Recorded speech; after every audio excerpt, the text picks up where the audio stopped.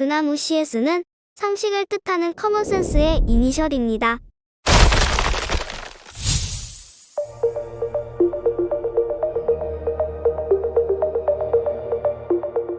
성경은 돈에 대해 부정적으로 이야기하는 것 같아요. 예수님께서도 그러셨잖아요. 부자가 하나님 나라에 들어가는 것보다는 낙타가 바늘 구멍으로 빠져나가는 것이 더 쉬울 것이다.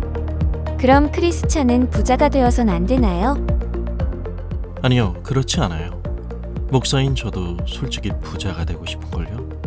하지만 누가 부자가 되는가의 문제가 중요한 것이죠. 비근한 예로 수술용 칼이 의사의 손에 들어가느냐와 강도의 손에 들어가느냐는 천양지차겠죠. 돈을 사랑함이 일만 악의 뿌리가 되나니 돈을 따라다니다가 길을 잃고 신앙을 떠나서 결국 극심한 고통을 겪은 사람들도 있습니다. 성경이 경고하는 건 돈을 사랑함이지 성경은 돈의 필요성을 부정하지 않습니다. 성경이 말하는 돈을 사랑함이 일만하게 뿌리가 된다는 말은 돈으로 할 수 있는 일을 사랑하는 걸 말합니다. 돈은 우리에게 너무나 많은 행복을 약속하는 것처럼 보이죠. 소비주의가 판을 치는 자본주의 사회를 살아가는 우리에게 돈은 부쩍이나 사실적으로 다가옵니다. 돈으로 할 수 없는 일이 점점 줄어드는 세상에서 돈만큼 사람의 마음을 움직이기 쉬운 것도 또 없을 겁니다.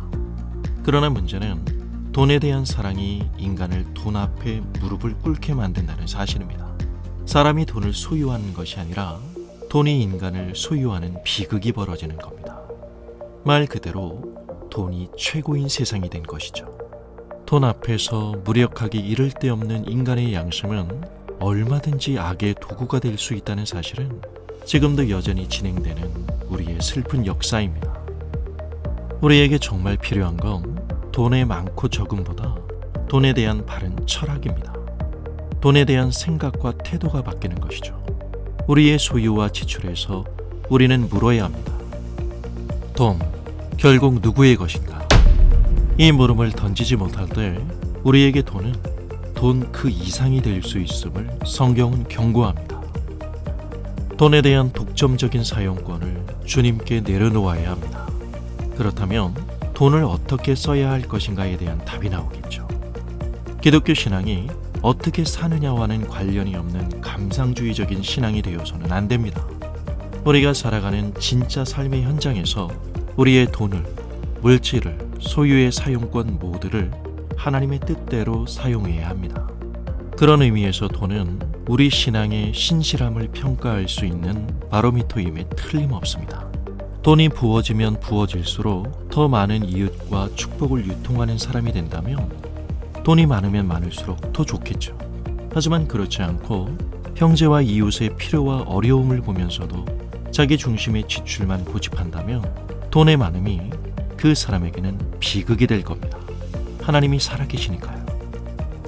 크리스찬은 더 가지지 못하고 더 누리지 못한 후회에서 그치는 인생이 되어서는 안 됩니다. 하나님 앞에서 나는 무엇을 얼마나 가졌고 그래서 무엇을 할 수 있는 사람인가는 중요하지 않습니다. 정말 중요한 건 나는 지금 하나님이 맡기신 이 돈을 어떻게 쓰고 있는가입니다. 우리는 하나님의 그 풍성한 은혜를 유통하는 통로가 되기 위해 나의 소유를 하나님께만 두어야 합니다. 그럴 때 하나님은 그 돈으로 우리의 삶에서 돈으로 계산할 수 없는 일을 하십니다.